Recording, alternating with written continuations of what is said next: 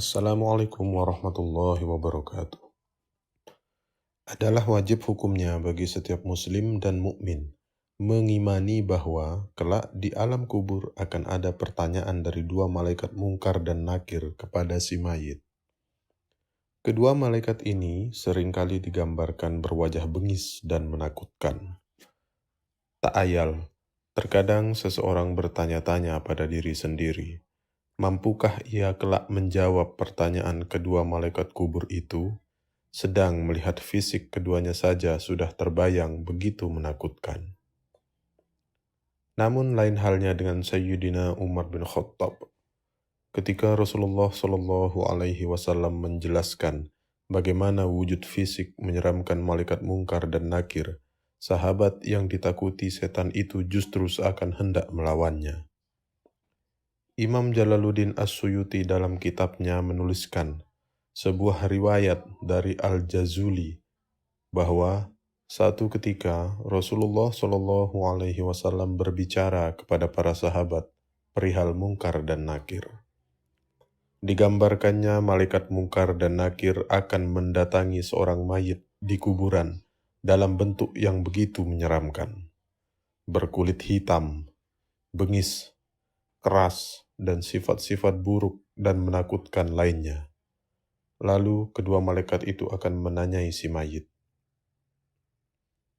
Mendengar penuturan Rasulullah itu, Sayyidina Umar bertanya, "Rasul, apakah saat di kuburan nanti aku sebagaimana sekarang ini?"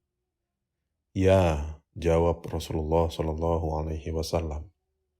"Kalau begitu," timpal Umar kemudian, "demi Allah, akan aku lawan kedua malaikat itu."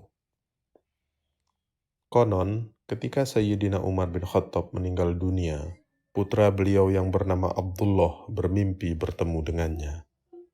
Dalam mimpi itu, Abdullah menanyakan ihwal bapaknya di alam kubur.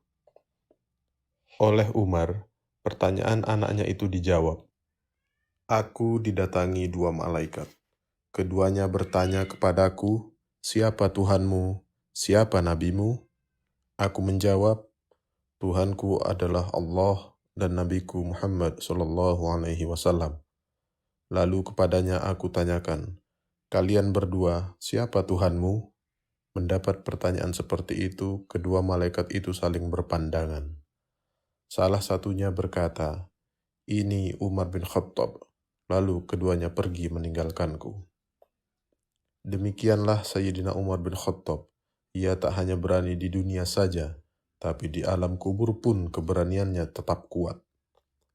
Kisah tentang orang-orang yang menjawab pertanyaan mungkar dan nakir, sebagaimana jawaban Umar di atas, tidak sedikit. Banyak ulama dari berbagai kitabnya yang meriwayatkan kisah-kisah seperti itu. Seperti Yazid bin Harun, yang ketika ditanya kedua malaikat perihal siapa Tuhan dan nabinya, beliau menjawab, "Pertanyaan seperti ini diajukan kepadaku, sementara 80 tahun lamanya aku mengajarkan jawabannya kepada banyak orang."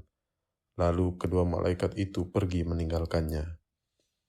Asy-Syuyuti dalam kitabnya di atas menjelaskan bahwa ada segolongan orang yang kelak di alam kuburnya sama sekali tak ditanya oleh kedua malaikat mungkar dan nakir, seperti para syuhada, siddiqin, dan lainnya.